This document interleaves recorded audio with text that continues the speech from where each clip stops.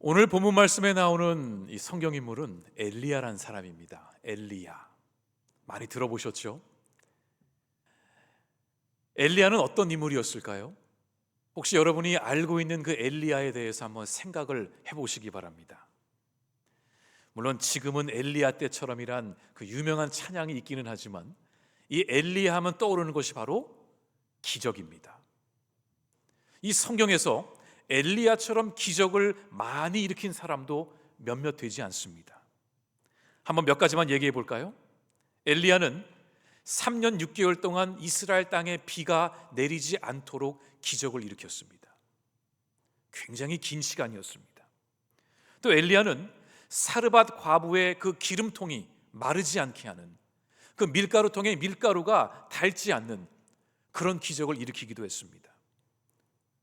또 사르밧 과부의 유일한 아들이 죽었을 때에 그 아들을 죽음에서 생명으로 살려내는 그 부활의 기적을 일으킨 장본인이기도 했습니다. 또 엘리야 하면 유명한 사건이 있었죠. 갈멜산 꼭대기에서 큰 불을 내려서 대전투에서 승리했던 그 엘리야. 그리고 3년 6개월 동안 비가 내리지 않았지만 다시 비를 내리게 한 기적을 일으킨 엘리야. 또 아합의 병거보다 훨씬 더 빨리 뛰어갔던, 이 성령 충만함으로 나아갔던 그 엘리야의 모습도 나오고요. 또 마지막에 요단강을 가르는 기적을 일으키기도 했습니다. 마치 모세가 홍해를 가르는 것처럼 말이죠. 그리고 엘리야는 죽음을 맞이하지 않고 마지막에 하늘 위로 승천했던 유일한 두 사람 중에 하나이기도 합니다. 그 다른 사람이 누굴까요? 에녹입니다. 에녹. 이처럼 엘리야가 이룬 기적들만 보면은 우리는 엘리야가 굉장히 담대하고 능력이 뛰어나고 하나님의 위대한 선지자로 생각을 합니다. 야, 엘리야 같은 사람이 어디 또 있을까? 이 엘리야는 정말로 이스라엘의 역사 속에서 전설적인 인물이었습니다. 오늘 말로 표현하면은 이 레전드 같은 사람이었어요. 누가 감히 엘리야의 그 영성에 비교할 수 있는가? 한 사람이 있다면 아마 모세가 아닐까 싶습니다. 엘리야는 하나님의 선지자로 부름을 받은 사람이었습니다. 여러분, 선지자 그러면은 뭐가 떠오르세요? 선지자의 임무가 있습니다. 하나는 하나님의 말씀을 받아서 전달하는 사람이 선지자입니다.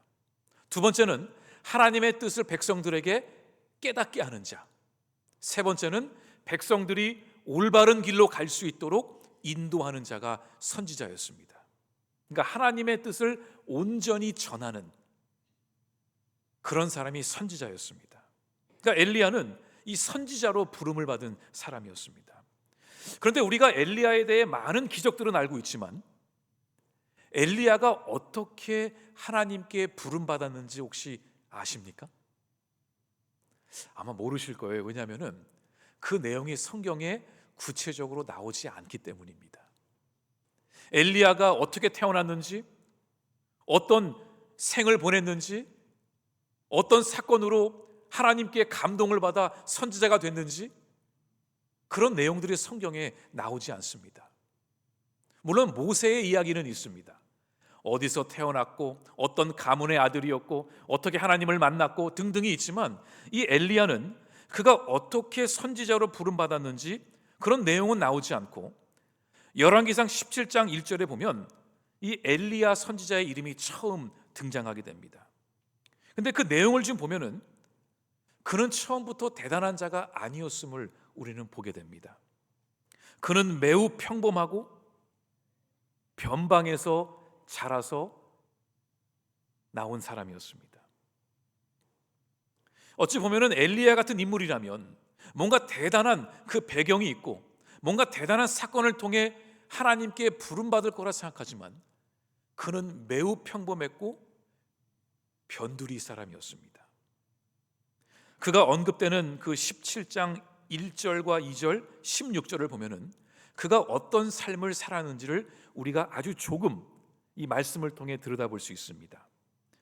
우리 17장 1절, 2절, 6절 한번 볼까요? 길르앗에 우거하는 자 중에 디셉 사람 엘리야가, 이게 처음으로 등장하는 구절입니다. 6절에 보면 까마귀들이 아침에도 떡과 고기를, 저녁에도 떡과 고기를 가져왔고 그가 시냇물을 마셨으나. 엘리야가 성경에 처음 등장할 때 나오는 몇 구절들을 제가 여러분께 읽어드렸습니다. 여기서 우리는 엘리야가 첫 번째는 길르앗이라는 곳에서 태어났다라는 것, 그쪽 사람이라는 것. 두 번째는 까마귀가 물어다 주는 음식을 먹으며 살았다는 이 두 가지의 사실을 알게 됩니다. 먼저 길르앗이란 지역은 요단강 동쪽에 있는 지역이었는데 이 지역은 광야와 굉장히 근접한 지역이었습니다. 또 산악 지형 속에 있는 지역이기도 했습니다. 여러분 기억하실지 모르겠지만 사사기 11장에 보면은 그때 아주 싸움을 잘했던 입다라는 사람이 나오는데 그 입다의 고향이 바로 길르앗이기도 합니다. 그러니까 이 길르앗은 요단강 동편 쪽에 있는 아주 외지고 산악 지역이고 사람도 많이 살지 않는 그런 변두리에서 온 사람이 엘리야였습니다. 이 사람은 도시에서 자란 사람이 아니었습니다. 사람들이 많은 곳에서 산 사람이 아니었다라는 거죠. 엘리야는 변방의 사람이었습니다. 그리고 까마귀가 물어다 주는 음식을 먹었다라는 것은 그가 굉장히 영적으로 능력이 있어서 날아가는 새를 불러서 음식을 갖고 오겠다라는 그런 의미가 아니라 그가 얼마나 가난하고 얼마나 변두리에 살았는지 그에게 도움을 줄 사람들이 주변에 없었다라는 것입니다. 유일하게 의지할 수 있는 곳이 까마귀가 입에 물고 가던 음식을 떨어뜨리거나 그거를 가져다가 먹을 수밖에 없는, 더 나아가 엘리야는 많은 시간 동안 굶주려야 했다는 것을 우리는 알게 됩니다. 엘리야는 가난했고 변방 출신이었고 그는 아무것도 가진 것이 없는 지극히 평범한 한 사람이었습니다. 하나님은 그런 엘리야를 부르셨습니다. 하나님의 부르심에는 조건이 없습니다. 우리야 세상적인 기준을 보고 야, 이런 사람이 부름을 받아야겠지, 이런 능력은 돼야 일을 할 수 있겠지, 우리는 그렇게 생각하지만 하나님의 입장에서 하나님이 보실 때는 하나님이 부르시고 택하시는 그 자가 하나님께 쓰임받는 겁니다. 그런데 유일하게 엘리야에게 임했던 것이 있습니다. 가진 것은 아무것도 없었지만 유일하게 엘리야에게 임했던 것은 하나님의 말씀이었습니다. 아무것도 없었지만 그가 유일하게 가지고 있는 것은 하나님의 말씀이었다라는 거죠. 그리고 엘리야는 하나님의 부르심으로 그때의 이스라엘의 왕이었던 아합에게 나아가게 됩니다. 여러분, 아합이 누구였을까요? 아합 왕 많이 들어보셨죠? 그 아합의 유명한 아내가 있는데 그 아내의 이름은 이세벨이기도 합니다. 이 아합은 이스라엘 역사 속에서 가장 악했던 왕으로 꼽힙니다. 그 이후에 나온 왕들의 이야기를 보면은 아무개 왕은 아합의 길을 따라갔더라 이렇게 표현할 정도로 악함의 끝이 이 아합이었던 거예요. 악함의 끝이. 그래서 이 아합은 너무나도 악했지만 동시에 바알을 너무나도 숭배했던 왕이기도 했습니다. 하나님을 섬겨야 할 하나님의 그 나라에서 하나님의 백성의 왕이 여호와 하나님을 섬기는 것이 아니라 바알 숭배에 빠져 있었습니다. 그런데 동시에 이 아합은 나라의 국력을 키우고 나라를 부강하게 만든 왕이기도 했습니다. 결혼 동맹을 통해서, 외교 동맹을 통해서 나라의 힘을 키웠고, 이때에 왕비 이세벨이랑 결혼했는데 이 이세벨이 어디 출신이냐면 시돈 지역의 그 왕의 딸입니다. 그러니까 북이스라엘 옆에 있는 시온 왕국의 딸과 결혼을 함으로써 동맹을 맺고 힘을 키우고자 했던 것이죠. 아합이 아무리 하나님을 멀리하고 바알을 숭배하는 왕이라고 비난을 받았을지라도 그는 나라의 경제를 살린 사람이었습니다. 백성들의 배를 배부르게 하고 돈을 벌게 해준 왕이었다라는 것입니다. 그러니까 이 백성들도 이 아합이 바알을 숭배할 때에 뭐라고 할 수가 없는 거예요.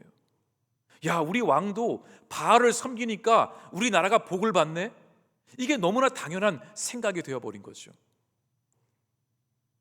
우리 아합이 바알을 숭배하니까 우리 모두 다 바알을 섬겨야겠다. 그러다 보니 온 백성들이 이 바알 숭배에 빠지고 맙니다. 그 뒤에는 돈이 있었기 때문이었습니다. 물론 바알 숭배를 아합보다 더 앞장서서 한 사람은 그의 아내 이세벨이기도 했습니다. 그는 이방 여인이었고 아합보다 더 악했으며 이스라엘 안에서 적극적으로 하나님을 섬기는 선지자들을 붙잡고 핍박하고 죽이는 일에 앞장섰던 사람이었습니다. 그러니까 이세벨은 북이스라엘이 그냥 바알을 섬기는 민족이 되기를 원했던 그런 인물이었습니다.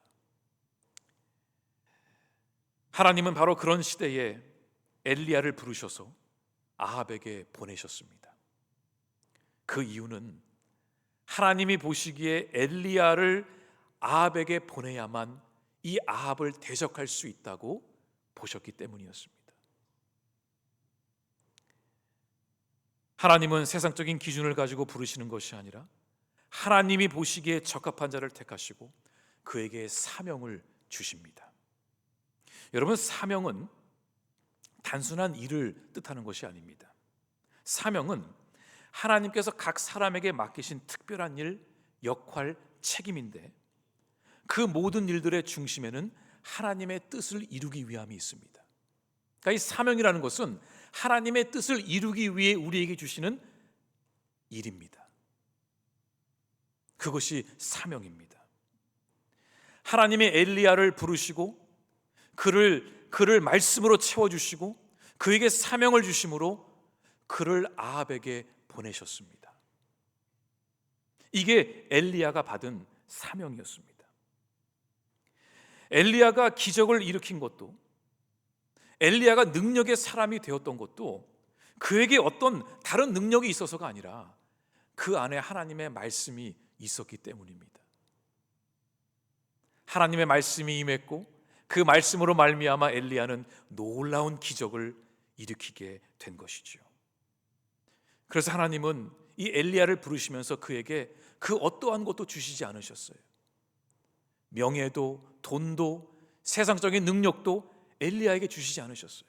오직 한 가지, 하나님의 말씀만 그에게 부어주셨습니다. 엘리야처럼 아무것도 없었던 자에게도 하나님의 말씀이 임하니 능력이 생긴 것입니다. 그 능력으로 말미암아 3년 6개월 동안 그 이스라엘 땅에 비가 내리지 않았습니다. 극심한 가뭄이 시작된 것입니다. 그런데 왜 이 가뭄의 기적을 일으켰을까요? 그 이유는 가나안 땅을 지배했던 이 바알, 그 이방신의 특징이 뭐였냐면 이 바알신은 비와 번개와 폭풍을 다스리는 신이었습니다. 그리고 가나안 땅은 농경 사회였습니다. 농사를 하려면 뭐가 있어야 되죠? 비가 내려야 돼요. 비가 제때 내리게 하려면 이 바알신에게 열심히 제사를 드려야 됩니다. 그런데 온 백성이 아합을 중심으로 바알을 숭배하고 있는데 3년 6개월 동안 비가 내리지 않은 거예요. 이걸 어떻게 해석해야 되죠? 하나님은 엘리야를 통해서 이 거짓 바알을 숭배하는 자들에게 정면 돌파를 하신 거예요. 너희들이 그토록 믿는 그 바알신에게 기도해봐라, 비가 내려오는지. 모든 것을 주관하시는 분은 하나님이심을 이 엘리야의 기적을 통해 보여주시고자 했습니다. 그럼 이 상황 속에서 누가 제일 불안하고 답답했을까요? 아합과 이세벨이었습니다. 그러니 이 아합의 마음속에 이 엘리야가 얼마나 불편했겠어요. 그렇게 가뭄이 시작된 지 3년쯤 지났을 때에 하나님은 엘리야를 아합에게 보내십니다. 마치 모세가 광야를 떠나 애굽의 바로 앞에 섰던 것처럼 하나님은 엘리야를 아합 왕 바로 앞에 보내셨습니다. 그리고 엘리야는 아합에게 전투를 신청합니다. 바알 숭배지였던 그 갈멜산 꼭대기에서 바알 선지자 850명을 불러서 그들과 싸우기로 합니다. 각자의 제단을 쌓아두고 어느 신이 그 위에 불을 내리는지, 불을 내리는 신이 진짜 참된 신임을 우리가 알아보자고, 내기해 보자고 그 전투를 내건 겁니다. 우리가 이미 알고 있는 것처럼 엘리야는 그 갈멜산 꼭대기에서 850명의 바알 선지자들을 대상으로 그 전투에서 승리하게 됩니다. 하늘에서 엄청나게 큰 불이 떨어져서 하나님이 얼마나 살아계신 분이신지를 온 이스라엘 백성들 가운데 아합과 이세벨 앞에서 보여주게 된 것입니다. 그리고 그 결과 바알의 선지자 850명을 그 자리에서 처단하게 됩니다. 850대 1로 싸워서 승리했습니다. 온 백성들이 바알 숭배에 빠져 있을 때에 하나님은 그 갈멜산 꼭대기에서 진정한 참된 신은 하나님이심을 보여주셨습니다. 그런데 왜 엘리야는 혼자 싸웠을까요? 자신만만해서요? 850명? 아무것도 아니야? 그런 자신감에 빠져서 혼자 나갔을까요? 아니었습니다. 그 시대에 바알 앞에서, 아합 앞에서 맞서 싸울 선지자가 아무도 없었다라는 거예요. 하나님은 각 시대마다 선지자들을 부르십니다.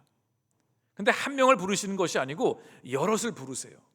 이미 엘리야 시대에도 하나님께 부름받은 선지자들이 여럿 있었습니다. 그런데 모두 다 아합과 이세벨 앞에서 무서워하며 두려워하며 다 그 사명을 버리고 떠난 것이었습니다. 유일하게 혼자 남은 사람이 엘리야였던 것입니다. 그래서 그는 혼자 올라가 싸웠던 거죠. 비록 엘리야는 변방의 사람이었지만 그에게는 강한 신념이 있었습니다. 하나님을 한 번 믿으면 끝까지 붙들고 가는 그 신념이 엘리야에게 있었습니다. 엘리야에게는 하나님에 대한 확신이 있었습니다. 하나님이 분명히 역사하실 거야. 지금은 모든 사람들이 바알 숭배에 빠져서 하나님을 멀리하고 제 멋대로 살아가지만 하나님은 분명히 이 백성들을 일으키시고 회개하게 하시고 다시 하나님께로 돌아오는 그 역사가 이 땅에 임할 거야. 엘리야는 그런 확신과 소망이 있었어요. 그게 없었더라면 그는 갈멜산 꼭대기에 올라가서 850명과 싸우는 그런 전투를 아예 시작도 하지 않았을 것입니다. 그리고 엘리야는 승리한 것입니다. 이제 모든 것이 끝이 났다고 생각을 했어요. 이제 모든 백성들이 하나님을 믿을 것이고 아합도 회개할 것이고 이제 이 나라가, 이 민족이 다시 주님께로 돌아가겠구나. 이제 끝났구나. 내가 이렇게 쓰임받았구나.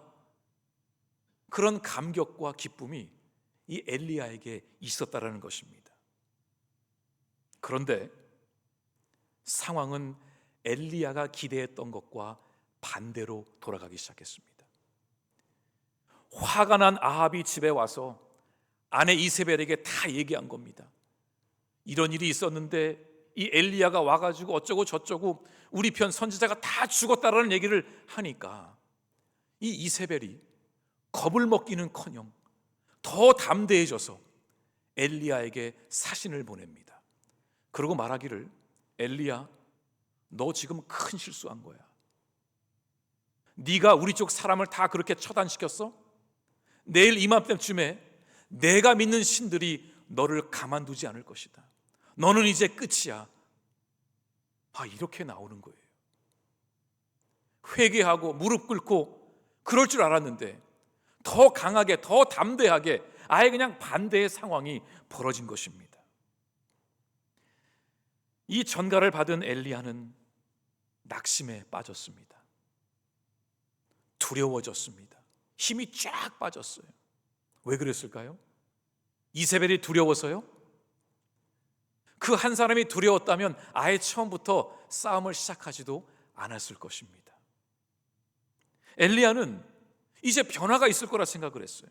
열매가 있을 거라 생각을 했어요. 이 정도 했으면 엘리야가 기도했던 것들, 바랬던 것들, 소망했던 것들이 이루어지겠지. 그런데 상황은 더 악화되고 만 것입니다. 이제 이세벨은 엘리야를 죽이겠다고 이를 악물고 찾아오겠다고 합니다. 엘리야는 그 즉시 광야로 도망쳤습니다. 엘리야에게 영적 침체가 찾아온 겁니다. 하나님께 실망했습니다. 자신에게 실망했습니다. 자신의 꿈이, 그 기도가 이루어지지 않아서 너무 낙심했던 거예요. 하나님, 이러려면 뭐하러 저를 선지자로 부르셨습니까? 이러려면 뭐하러 갈멜산 위에서 전투를 하게 하셨습니까? 어차피 이렇게 될 거 왜 저를 여기에 이렇게 부르셨습니까? 엘리야는 너무 실망한 거예요. 그 실망이 너무 커서 영적인 침체가 와서 하나님, 저 더 이상 못하겠습니다. 그리고 로뎀나무 아래에 엎드려 하나님께 기도했습니다. 하나님, 차라리 제 생명을 가져가 주십시오. 저는 더 이상 이 선지자의 역할을 못하겠습니다. 아무것도 이루어진 것이 없어 보입니다. 낙심하고 절망하고 극심한 우울증에 빠지기도 했습니다. 그리고 엘리야는 로뎀나무 아래에서 잠이 들었습니다. 너무 피곤하니까, 기가 다 빠지니까 잠이 들었습니다. 그때 하나님께서 이 엘리야에게 천사를 보내주셨어요. 그 내용이 오늘 보면 5절과 7절에 나옵니다. 로뎀나무 아래에 누워 자더니 천사가 그를 어루만지며 그랬어요. 우리가 보통 어루만질 때 어떤 마음으로 어루만지죠? 괜찮아, 괜찮아, 이게 끝이 아니야, 괜찮아, 일어나 얼른 이거를 먹어. 엘리야가 일어나서 음식을 먹고 또 잠에 빠졌습니다. 하나님이 또 천사를 그에게 보내주셨어요. 7절입니다. 여호와의 천사가 또다시 와서 어루만지며 그러고 말합니다. 네가 갈 길을 다 가지 못할까 하노라 하는지라. 엘리야야, 네가 지금 할 일이 더 있는데, 그 일을 맞춰야 되는데 네가 다 못할까 봐 걱정이 된다. 괜찮아, 할 수 있어. 어루만져 주셨어요. 엘리야는 즉시 일어나 하나님의 인도하심 속에 40일 동안 걸어가 호렙산에 도착하게 됩니다. 호렙산. 이 호렙산은 모세와 이스라엘 백성들이 처음 애굽을 탈출해서 하나님의 언약을, 그 약속의 말씀을 받은 곳이 호렙산이었습니다. 하나님이 누구신지를 만난 그곳, 하나님의 말씀을 처음 받은 그곳, 그 소명을 받은 그곳으로 하나님은 이 엘리야를 인도하셨어요. 그리고 엘리야가 그 호렙산 어느 굴에 들어가 있을 때에 하나님은 엘리야를 찾아오십니다. 어떻게 찾아오셨을까요? 이 엘리야가 굴 속에 이렇게 가만히 있는데 갑자기 밖에서 막 큰 광풍이 막 불어오는 거예요. 얼마나 바람이 셌는지, 야, 이거 무슨 소리지?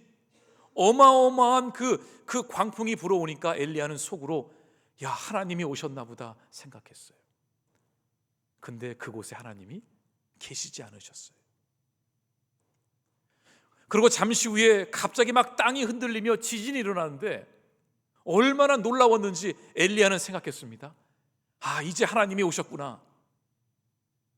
그런데 지진 가운데서도 하나님은 계시지 않으셨어요. 그리고 얼마 있다가 큰 불이 그 동굴 앞을 확 하고 지나가는데 엘리야는 이미 갈멜산에서 불을 봤잖아요. 아, 하나님이 오셨구나, 하나님이 불로써 오셨구나 했는데 그곳에도 하나님은 계시지 않으셨어요. 그리고 잠시 후 엘리야의 귓가에 세미한 음성이 들리기 시작했어요. 엘리야는 그 음성을 똑똑히 들을 수 있었습니다. 하나님의 음성이구나. 하나님의 음성이 막 센 바람처럼, 지진처럼, 커다란 불덩이처럼 온 것이 아니라 정말 엘리야가 들을 수 있는 만큼 그 세미한 음성으로 찾아오셨는데 뭐라고 말씀하셨을까 생각을 해봤어요. 아마도 하나님은 엘리야에게 이렇게 말씀하셨을 것입니다. 엘리야야, 너는 내가 사랑하는 아들이다. 너는 내 거다. 내가 너를 불렀다. 내가 너와 함께 있다. 뭐 그 말 한마디에 상황이 바뀐 것도 아니었어요. 여전히 아합은 그냥 한 나라의 왕이 돼서 떵떵거리고 다니고 있고, 이세벨은 엘리야를 찾겠다고 다니고 있고, 온 나라 백성들은 바알 숭배에 빠져 있었지만 하나님이 그 세미한 음성으로 엘리야를 찾아오셨을 때에 엘리야는 마음속에 확신을 얻고 회복이 된 거예요. 그리고 엘리야는 깨닫습니다. 사명은 내가 하고 싶은 것을 하는 것이 아니라, 내가 이루고 싶은 것을 이루는 것이 아니라, 사명은 하나님께서 하라는 것을 묵묵히 받아서 하는 것이구나. 결과를 봐야 되는 것이 아니라 지금 당장 하나님이 나에게 말씀하신 것, 나에게 주신 그 사명을 내가 지금 이 자리에서 이때에 묵묵히 행하는 것, 그것이 사명임을 엘리야는 깨달은 것입니다. 이 땅을 살아가면서 내가 원하는 것을 이루며 살아가는 것이 아니라 하나님이 원하시는 것을 내가 감당하다가 하나님의 때에 떠나는 것, 그것이 사명임을 엘리야는 깨닫게 되었어요.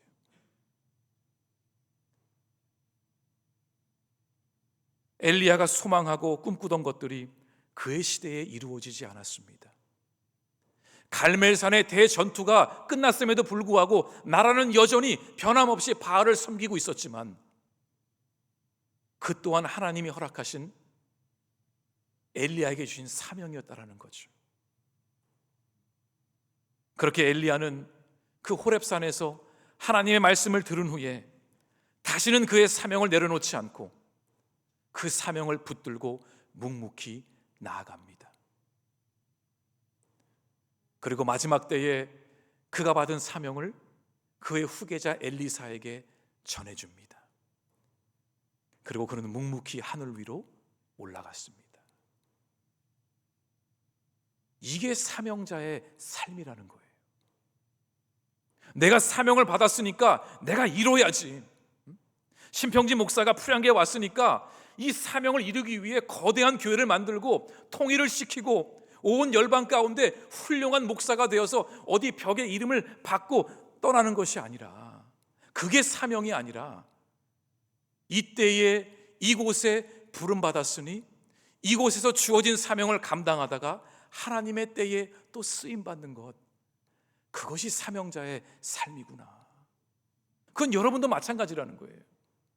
여러분 모두 다 하나님이 주신 사명이 있습니다. 그 사명을 아는 자와 아직 발견하지 못한 자가 있을 뿐이죠. 그 사명을 받았을 때에 하나님의 뜻 가운데 하나님 원하시는 그 길을 내가 묵묵히 걸어가는 것입니다. 당장 눈앞에 모든 것이 변하지 않고 상황은 그대로일 수 있지만 그래도 하나님이 나를 부르셨으니까, 그 세미한 음성으로 나를 부르시고 나에게 사명을 주셨으니까 우리는 그 믿음의 길을 걸어가는 것입니다. 이건 우리 교회도 마찬가지입니다. 이 시대에, 이때에, 이곳에 풀양기 교회에 저와 여러분을 불러주셨습니다. 이것이 우리의 사명입니다. 우리는 이 시대에 어떤 엄청난 일을 하기 위해 모인 것이 아니라 이때에 하나님이 우리에게 허락하신 그 일을 함께 감당하기 위해 우리는 이 자리에 모인 것입니다. 그렇게 우리는 믿음의 길을 함께 걸어가는 것입니다. 그 길이 결코 쉬운 길은 아닙니다. 답답할 겁니다. 기도했는데 응답도 안 되고, 내가 그렇게 꿈꿨는데 되지도 않고. 근데 거기서 우리가 낙심하고 포기하는 것이 아니라 날마다 하나님의 말씀을 우리가 경청하며 그 말씀에 의지하여 우리가 나아가는 것, 그것이 사명자의 삶인 줄 믿습니다. 이번 한 주도 다음 주 거 얘기할 것도 없어요. 돌아오는 한 주, 월요일부터 토요일까지 하나님, 제가 사명자의 삶을 살아가게 해주십시오. 이 기도가 우리 모두의 기도가 될 수 있기를 간절히 바랍니다. 우리 같이 말씀을 묵상하며 우리 결단의 기도 드리겠습니다. 하나님, 우리 모두를 사명자로 불러주셨는데 주님 허락하신 사명을 우리가 끝까지 붙들고 나아가게 하여 주시옵소서. 우리 풀향기 교회에게 주어진 사명, 주님, 우리 모두가 함께 붙들고 나아가게 하여 주시옵소서. 하나님만 바라보게 하여 주옵소서. 주의 말씀만을 의지하게 하여 주옵소서. 하나님의 세미한 음성에 귀를 기울이고 하나님이 우리의 하나님 되심을 날마다 깨달으며 나아가게 하여 주시옵소서. 우리 결단의 기도 함께 드리겠습니다.